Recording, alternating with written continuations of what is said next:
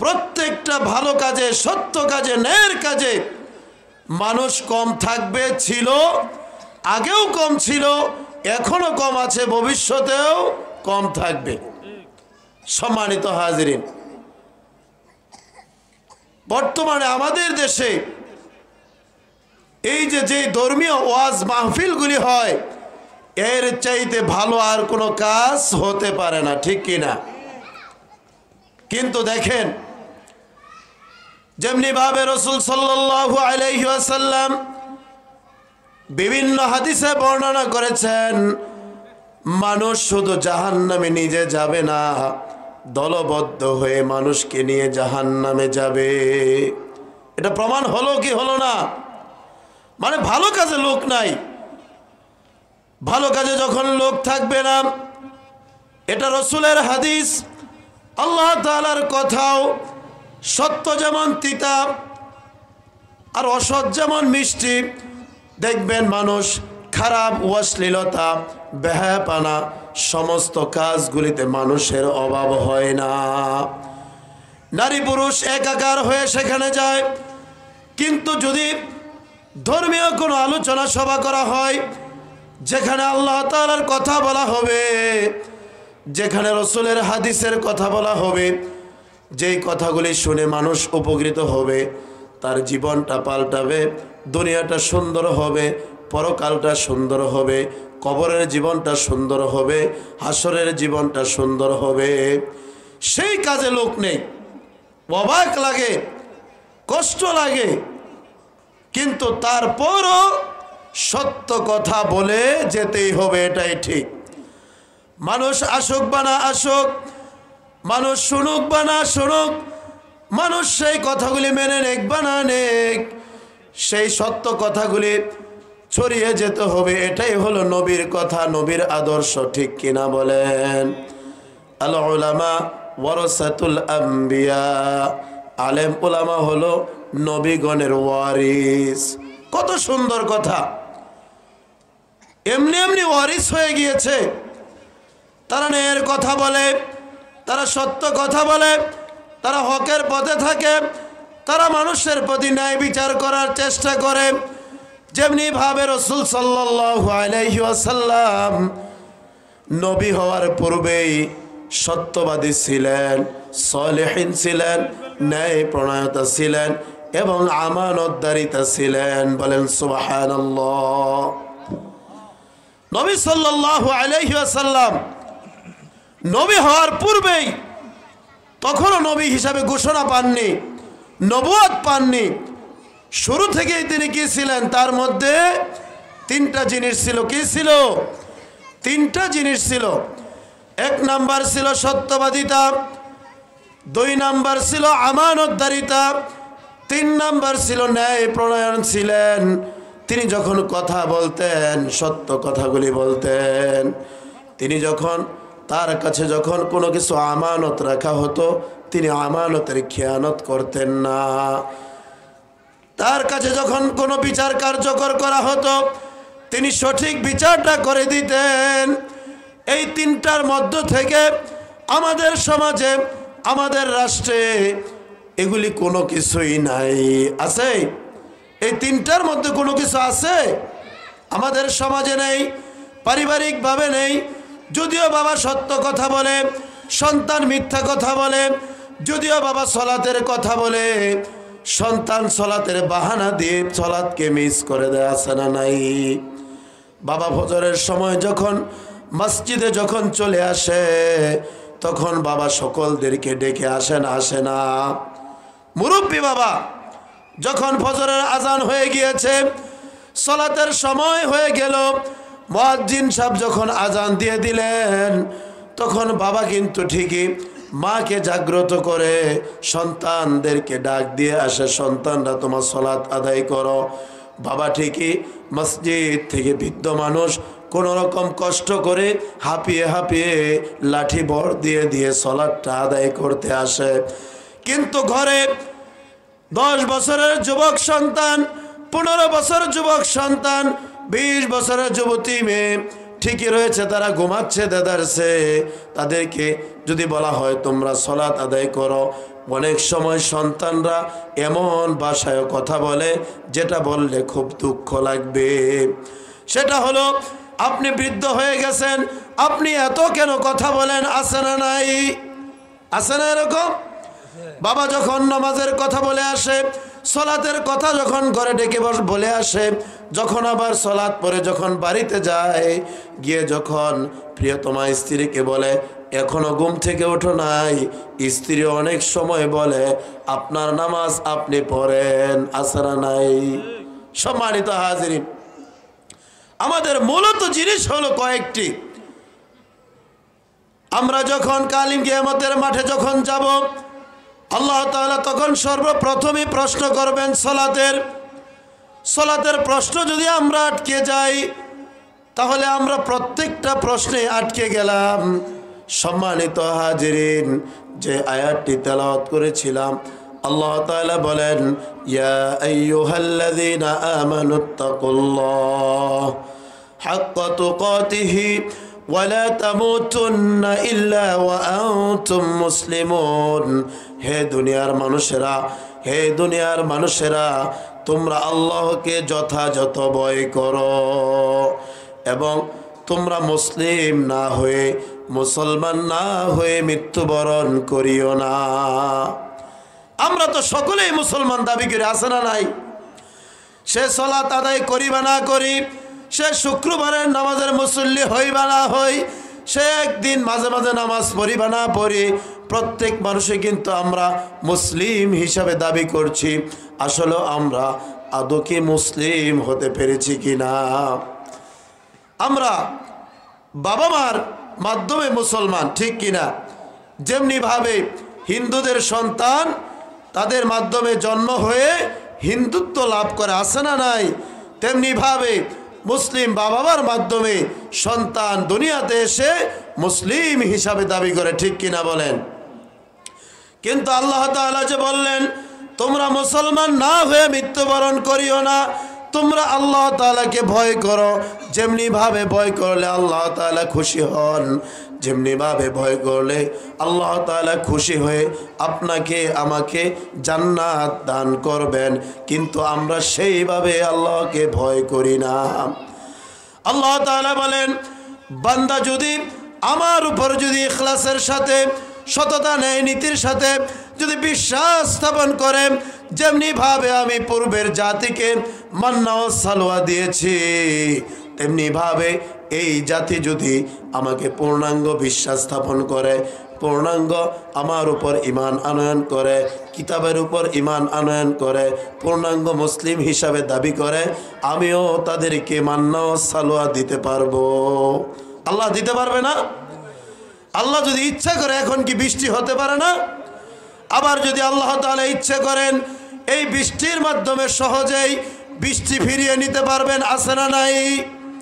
সম্মানিত হাজিরিন, ছোট্ট একটা কথা চিন্তা করেন, এই যে বৃষ্টির দিন, বৃষ্টির দায়িত্ব যদি আল্লাহ তাআলা কোনো মানুষকে দিতেন তাহলে কি অবস্থা হতো?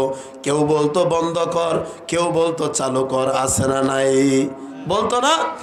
কেউ বলতো আমার খেতে যেন বৃষ্টি না পড়ে, কেউ বলতো আমার ঘরের উপরে যেন বৃষ্টি না পড়ে, আছে না নাই? এজন্য আল্লাহ সুবহানাহু ওয়া তাআলা এই পৃথিবীটা এমনভাবে পরিচালনা করেন, কারো কাছে কোনো হিসাব দেওয়ার প্রয়োজন হয় না, কারো কাছে কোনো পরামর্শ নেওয়া লাগে না, কারো কাছে কোনো হিসাব দেওয়া লাগে না, কারো কাছে কোনো জিজ্ঞাসা করা লাগে না। সুবহানাল্লাহ, সুবহানাল্লাহ। আল্লাহ তাআলার পরিচয় সম্পর্কে আল্লাহ তাআলা সূরাতুল ইখলাসের মধ্যে সুন্দর করে পরিচয় দিয়ে দিয়েছেন। আল্লাহ তাআলা বলেন কুল হুয়াল্লাহু আহাদ, আল্লাহ তাআলা এক, আল্লাহুস সামাদ, লাম ইয়ালিদ ওয়া লাম ইউলাদ ওয়া লাম ইয়াকুল লাহু কুফুয়ান আহাদ। আল্লাহ তাআলা সূরাতুল ইখলাসের মধ্যে আল্লাহ তাআলার পূর্ণাঙ্গ পরিচয়টা আল্লাহ তাআলা দিয়ে দিয়েছেন। সুবহানাল্লাহ। এই যে ছোট্ট সূরাটা, এটার ফজিলত আছে না নাই? এর ফজিলত যদি শুনতে চান, অনেক ফজিলত রয়েছে। তার মধ্য থেকে একটি ফজিলত হলো, যদি কোনো ব্যক্তি যদি সূরাতুল ইখলাস 3 বার পাঠ করে, এক খতম পুরা কোরআন শরীফ পড়ার সওয়াব আল্লাহ তাআলা তার আমল নামায় দিয়ে দেন। সুবহানাল্লাহ। তাও আমরা পড়ি না, আছে না নাই? এখানে যদি বলা হয় যে বাবাজিরা আজকে কে কে বলতে পারবেন যে সূরাতুল ইখলাসটা 3 বার পড়েছেন, অনেকেই বলবেন যে স্মরণই নাই, আছে না নাই? মনে থাকে না, স্মরণ থাকে না, ঠিক কিনা? এত সওয়াব দিলেন এটার মধ্যে, আমরা এটাও পড়তে পারি না। তাহলে বুঝেন আমাদের কত সমস্যায় রয়েছি আমরা। ফাওয়াইলুল লিল মুসাল্লিন, ক্ষতিগ্রস্ত মুসল্লিদের মধ্যে অন্তর্ভুক্ত রয়েছে, ঠিক কিনা? সম্মানিত হাজিরিন, আমরা যদি আল্লাহ তাআলাকে পূর্ণাঙ্গ ভয় করি, আমাদের দ্বারাই কোনো খারাপ কাজ হতে পারে না, আমাদের দ্বারাই কোনো অশ্লীলতা কাজ হতে পারে না, আমাদের দ্বারাই কোনো মানুষের ক্ষয়ক্ষতি হতে পারে না। রাসূল সাল্লাল্লাহু আলাইহি ওয়াসাল্লামের কাছে একজন সাহাবী প্রশ্ন করলেন, হে আল্লাহর রাসূল, আমি ভালো না খারাপ কিভাবে যাচাই বাছাই করব? এটা জানা দরকার, আছে না নাই? আপনি ভালো না খারাপ, আমি ভালো না খারাপ, এটা কিভাবে যাচাই বাছাই করব, এটা দরকার, আছে না নাই? রাসূল সাল্লাল্লাহু আলাইহি ওয়াসাল্লাম বলেন, তুমি যদি তোমার প্রতিবেশী যদি তোমাকে ভালো বলে, তাহলে তুমি ভালো মানুষ ধরে নিতে পারো। সুবহানাল্লাহ, সুবহানাল্লাহ। তাহলে প্রতিবেশীর সাথে ভালো আচরণ করার দরকার, আছে না নাই? সম্মানিত হাজিরিন, আমরা যদি শুধুমাত্র যদি কেবলমাত্র যদি আল্লাহ তাআলাকে ভয় করি, প্রত্যেকটা কাজে, প্রত্যেকটা সময়, প্রত্যেকটা ক্ষণে আমরা যদি আল্লাহ তাআলাকে ভয় করতে পারি, আল্লাহ সুবহানাহু ওয়া তাআলা বলেন, আমি তোমাদের জীবনের সমস্ত গুনাহ ক্ষমা করে দিলাম। সুবহানাল্লাহ। রাসূল সাল্লাল্লাহু আলাইহি ওয়াসাল্লামের কাছ থেকে একটি হাদিস বর্ণনা, তিনি বলেন, রাসূল সাল্লাল্লাহু আলাইহি ওয়াসাল্লাম বলেন, জান্নাত থেকে একজন লোক নিয়ে আসা হলো, ওই লোকটার দুনিয়াতে অনেক সম্পদ, জাহান্নাম থেকে একজন লোক নিয়ে আসা হলো, ওই লোকটার দুনিয়াতে অনেক সম্পদ ছিল, অনেক টাকা পয়সা ছিল, অনেক ধন দৌলত ছিল, কিন্তু তিনি তার অবশেষে তার হিসাব নিকাশের বিনিময়ে জাহান্নামী হয়েছেন। জাহান্নামী হওয়ার পর ওই লোকটাকে যখন জাহান্নাম থেকে নিয়ে আসা হলো, জিজ্ঞাসা করা হলো, এ ব্যক্তি তুমি বলো, তুমি কি কষ্টে রয়েছ নাকি না সুখে রয়েছ? ওই ব্যক্তি বলল, তুমি দুনিয়াতে কেমন ছিলে? তাকে জিজ্ঞাসা করা হলো, সেই লোকটি বলল, আমি দুনিয়াতে একেবারে অশান্তিতে ছিলাম। কিন্তু সে কিন্তু দুনিয়াতে অশান্তিতে ছিল না, দুনিয়াতে তার টাকা পয়সা ছিল, তার ধন দৌলত ছিল, সে যা ইচ্ছে তাই করতে পারত, যখন ইচ্ছে করত মানুষের জমি দখল করে নিত, যখন ইচ্ছে করত মানুষের মাথায় বাড়ি দিয়ে দিত। এরকম লোক সমাজে আছে না নাই? আছে না? দল বল নিয়ে, ক্ষমতায় নিয়ে মানুষকে পাকড়াও করে শয়তানও তার কাছ থেকে দূরে চলে আসে না নাই? সমাজের দেখবেন যেই লোকগুলি মানুষের উপর জুলুম করে, নির্যাতন করে, সেই লোকগুলিকে দেখলে দেখবেন অন্য মানুষরা দেখবেন দূর দিয়ে চলাচল করার চেষ্টা করে, আছে না নাই? যে সামনে পড়লেই যেন কোন বিপদে পড়ে যায়, এরকম আশঙ্কা আছে না? সম্মানিত হাজিরিন, যেই হাদিসটা বলতেছিলাম, ওই লোকটার দুনিয়াতে অনেক সম্পদ ছিল, সে শান্তিতে ছিল, তার বালাখানা ছিল, সম্পদের কোনো অভাব ছিল না, কিন্তু সর্বশেষ তার ঠিকানা হয়েছে জাহান্নাম। কি কারণে হয়েছে সে আল্লাহ তাআলাই ভালো জানেন এবং সেও নিজেও জানে, আছে না নাই? আপনার খবর, আমার খবর, আমি নিজে জানি না কি করতেছি না করতেছি, জানি কি না? জানি। এজন্য সম্মানিত হাজিরিন, রাসূল সাল্লাল্লাহু আলাইহি ওয়াসাল্লাম বলেন, জাহান্নাম থেকে ওই ব্যক্তিটাকে নিয়ে আসা হলো, আনার পর জিজ্ঞাসা করা হলো, তুমি দুনিয়াতে কেমন ছিলে, তোমার দুনিয়াতে কেমন শান্তিতে ছিলা? ওই লোকটি বলল, আমি দুনিয়াতে কোনো শান্তিতে ছিলাম না, আমি অশান্তিতে ছিলাম, আমার দুনিয়াতে কোনো কষ্টের শেষ ছিল না। বিপরীত পক্ষে একজন অসহায় মানুষ, গরিব মানুষ, তার সহায় সম্পদ ছিল না, তার কোনো ভালো কাপড় চোপড় ছিল না, তার বাসস্থানও ছিল না, তেমন কোনো কিছু তার উল্লেখযোগ্য সম্পদও ছিল না, কিন্তু তিনি দুনিয়াতে কোনো রকম খেয়ে পরে বেঁচে থেকে আল্লাহকে ভয় করেছেন, 5 ওয়াক্ত সালাত আদায় করেছেন, রমাদান মাসের সিয়ামগুলি করেছেন, নফল সুন্নতগুলি আদায় করেছেন।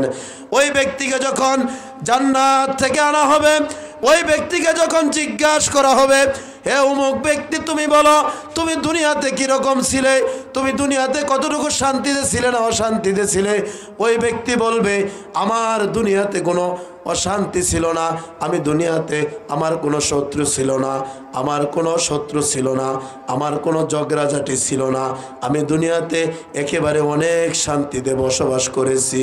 সুবহানাল্লাহ, সুবহানাল্লাহ। তাহলে বলেন বেশি সম্পদ হলে সমস্যা আছে না নাই? বেশি নেতাগিরি করলে সমস্যা আছে না নাই? বেশি মাতবরি করলে সমস্যা আছে না নাই? বেশি শক্তি প্রয়োগ করলে সমস্যা আছে না নাই? বেশি মানুষকে একেবারে শক্তি ক্ষমতা দেখালে পরকালে সমস্যা আছে না নাই? সম্মানিত হাজিরিন, রাসূল সাল্লাল্লাহু আলাইহি ওয়াসাল্লাম বলেন ওই ব্যক্তিকে যখন জিজ্ঞাসা করা হলো, অসহায় ব্যক্তিকে, ব্যক্তি বলতেছে আমার দুনিয়াতে আমি এত শান্তিতে ছিলাম, এত শান্তিতে ছিলাম, আমার শান্তির কোনো শেষ ছিল না। সুবহানাল্লাহ।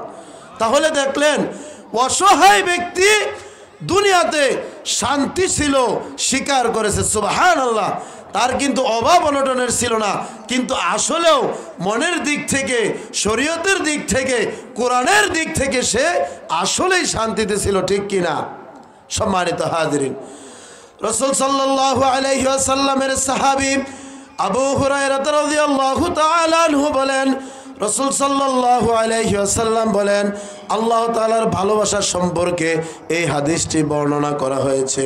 আল্লাহ তাআলা বলেন, কোনো বান্দা যদি আমার দিকে 1 বিঘত পরিমাণ অগ্রসর হয়, কতটুকু? 1 বিঘত পরিমাণ অগ্রসর হয়, আল্লাহ তাআলা তার দিকে 1 হাত পরিমাণ অগ্রসর হয়ে যান। সুবহানাল্লাহ। কোনো বান্দা যদি আল্লাহ তাআলার দিকে 1 হাত পরিমাণ অগ্রসর হয়ে যায়, আল্লাহ তাআলা ভালোবেসে তার প্রতি 2 হাত পরিমাণ অগ্রসর হয়ে যান। সুবহানাল্লাহ।